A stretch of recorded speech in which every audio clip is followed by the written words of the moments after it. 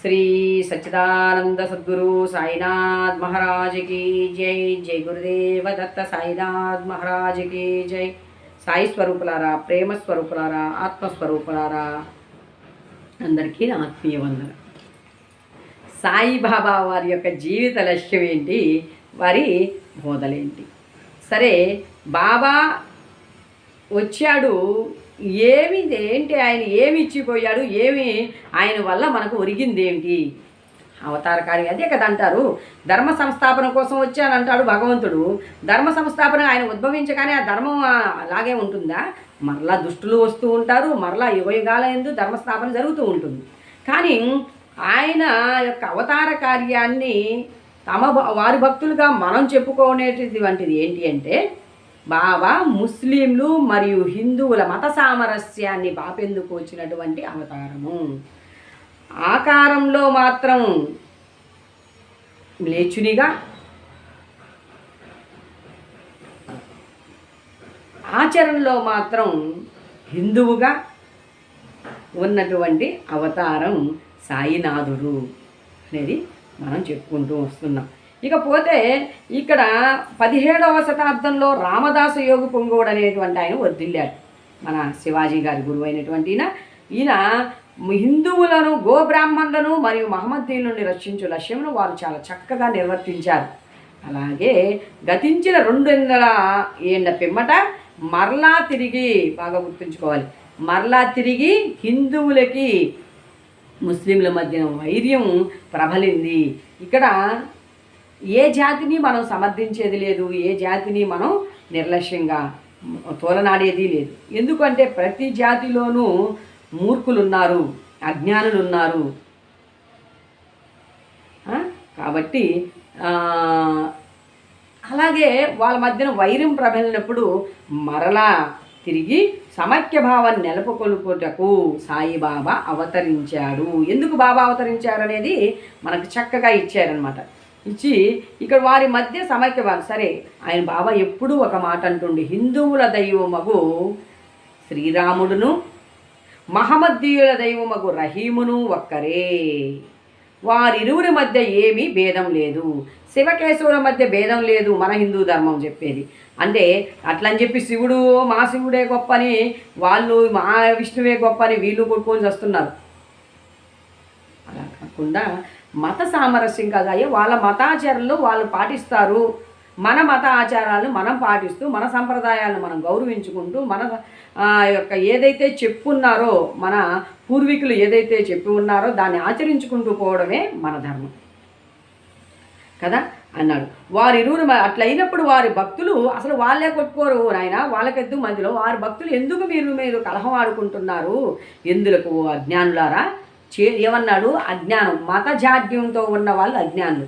అరే, మన మతాన్ని పెద్ద చేసుకోవాలి, మన మతాన్ని ఉద్ధరించుకోవాలి, మనం అవతల మతాన్ని అనగదొక్కేయాలి అనేటువంటి దీని నుంచి పుట్టిందే ఈ యొక్క మత ఛాందస్యం.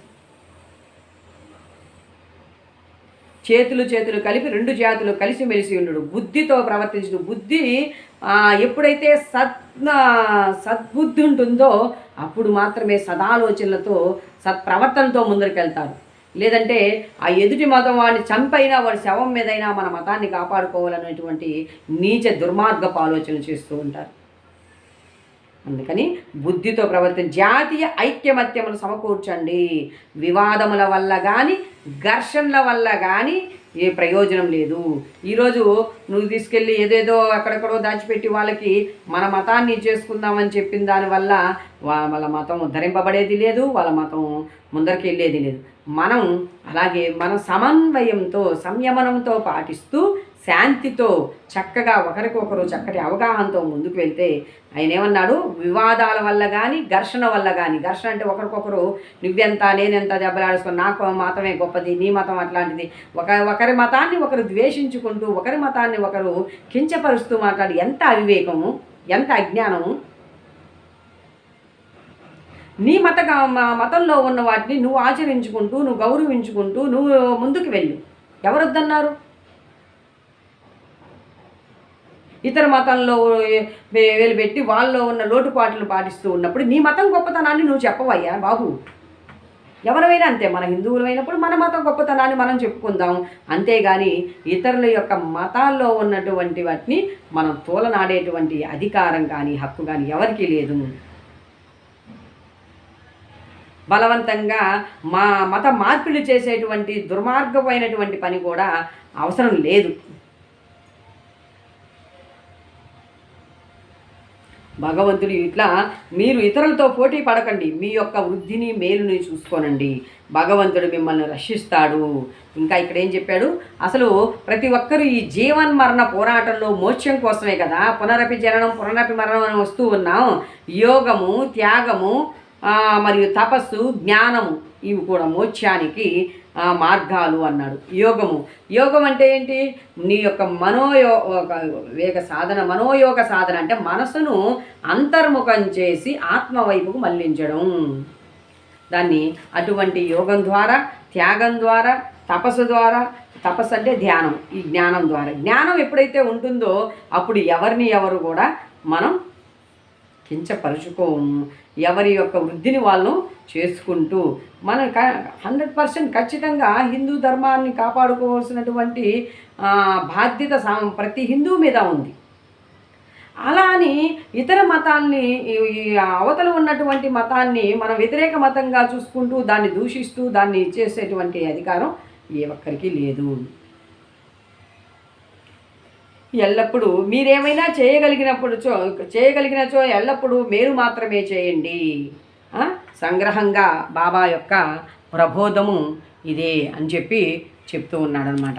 ఇక ఇది ఇహపర సాధనము. ఎప్పుడు ఇహానికి పరంలో నువ్వు శ్రేయస్సుగా సంతోషంగా వెళ్ళాలి అంటే ఏంటి, దేని పట్ల కూడా నువ్వు ఇతరులకు ఏమైనా చేయాలంటే సహాయం చేయి, లేకపోతే తటస్థంగా ఉండు, ఇతరులకు హాని కలిగించవద్దు. ఇతరులకు హాని కలిగించేటువంటి మాటలు కానీ, హాని కలిగించేటువంటి చేష్టలు కానీ, ఇతరులని కించపరిచి వాళ్ళ శవాల మీద నీ మతాన్ని డెవలప్ చేసుకోవాలని కానీ, ఇంకోటి కానీ ఏది కూడా అది మతానికి సంబంధించిందే కాదు, నీ వ్యక్తిగత అభివృద్ధి కోసం కూడా నువ్వు ఇతరుల్ని బాధ పెట్టేటువంటి పని చెయ్యకూడదు.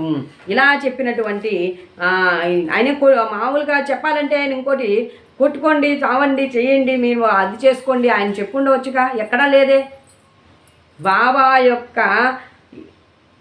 సాంగత్యంలో బాబాతో ఉన్నటువంటి భక్తులుగా ఉన్న వాళ్ళు ఏ ఒక్కరు కూడా మత మార్పిడి చేసుకున్నటువంటి అంశాలే. ఇప్పుడు ముస్లిం సోదరుని ముస్లిం పద్ధతుల్లో వాళ్ళు ఏం చెయ్యాలి వాటిని ఆచరించమన్నాడు, మీ సాంప్రదాయాన్ని పాటించమన్నాడు.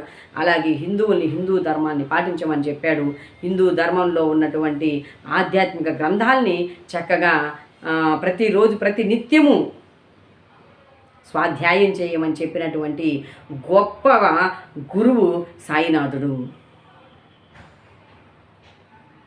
ఈరోజు చాలామంది అంటున్నారు, ఏ మందిరాల్లో అయినా మీరు వెళ్ళినప్పుడు ఇదిగోండి ఇది చదివేదానికి లలితా సహస్రనామం కావచ్చు, ఇంకొకటి దేవీ భాగవతంలో రోజు ఒక అధ్యాయాన్ని చదివించండి, ఎవరు కాదంటారు. విష్ణు మందిరాల్లో చక్కగా కొన్ని మాకు ఇంటి దగ్గరే ఉన్నటువంటి వెంకటేశ్వర ప్రతిరోజు తల్లులు కొంతమంది వచ్చి విష్ణు సహస్రనామం చక్కగా ఆలోచిస్తారు. హనుమాన్ చాలీసా, విష్ణు సహస్రనామం, భగవద్గీత రోజుకు ఒక అధ్యాయం, పెద్దదైతే ఆఫ్ చేస్తారు. అలా చేస్తూ ఉన్నప్పుడు ఆ యొక్క స్థల యొక్క సకారాత్మక శక్తి పెరుగుతూ ఉంటుంది. చక్కగా భక్తులు కూడా దాంట్లో పాల్గొని వాళ్ళు కూడా ఆ యొక్క వాటి గురించి తెలుసుకునేటువంటి అవకాశం ఉంటుంది కదా. ఈ రోజుకి కూడా నాకు తెలిసిన సాయి భక్తులు ప్రతిరోజు ప్రతినిత్యం సచ్చరితతో పాటు ఎన్నో గ్రంథాలను చదువుతూ ప్రతి నిత్య పారాయణగా వాటిని పెట్టుకున్నటువంటి వాళ్ళు ఎంతోమంది ఉన్నారు. కాబట్టి దయచేసి సాయినాథుడు ఆయన సాధించాడా అనేటువంటి ప్రశ్న ఒకటి వస్తుంది. చాలామంది బాబాను ఆరాధించేటువంటి భక్తులు, నాకు తెలిసి మా సాయిబాబా మందిరంలో ముస్లిం సోదరులు ఉండేవాడు, రాజా అంకుల్ అని చెప్పి చనిపోయారు ప్రస్తుతం. ఆయన చక్కగా చందనోత్సవం నిర్వహించి చక్కగా అందరితో కలిసిమెలిసి వెళ్ళి ఉండేవారు. వారు బాబా చెప్పినట్టు నెరవేరిందా అంటే జాతి అహంకారం లేని వాడికి మా మతమే గొప్పదనేటువంటి దురభిమానం లేనటువంటి వాడికి వాళ్ళందరూ కూడా సామరస్యంతోనే చాలామంది ఉన్నారు. చాలామంది ముస్లింలు కూడా బాబాను ఆరాధించే వాళ్ళు ఉన్నారు, హిందువులు ఆరాధించే వాళ్ళు ఉన్నారు, క్రిస్టియన్లు ఆరాధించే వాళ్ళు ఉన్నారు. ఇప్పుడు మనం చెప్పుకున్న ఆత్మారాం తర్కడు, గత వీడియోలో చెప్పుకున్నటువంటి ఆత్మారాం తర్కడు ప్రార్థనా సమాజానికి చెందిన వాడే బాబా భక్తుడు కాలేదా?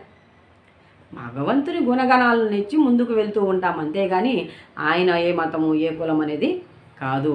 అది ప్రస్తుతం కూడా సరే ఏదో సాగిపోతూ ఉంది. ఎవరి కాలక్షేపం వారిది, ఎవరి యొక్క అవగాహన పరిణితి వారిది. కాబట్టి నాకు అంతటి అవగాహన కూడా లేదు కాబట్టి చక్కగా ప్రేమతో నాకు ఏ దైవం అయితే ఇష్టమో ఆ దైవాన్ని ఆరాధించుకుంటూ ఆయన సాంగత్యంలో అనంత జీవన పయనంలో, నా యొక్క అనంత జీవన పయనంలో శాశ్వత అశాశ్వతాల మధ్య ఉన్నటువంటి తారతమ్యాన్ని ఎరిగి చక్కటి జ్ఞాన అవగాహనతో ముందుకు వెళ్ళేలా ఆ సమస్త విశ్వగురువుల యొక్క పరిపూర్ణ కరుణా కటాక్షాలు ఎల్లప్పుడూ నాపై ఉండాలని మనసావాచ కోరుకుంటూ జై సాయి సమర్థ, జై జై సాయి సమర్థ.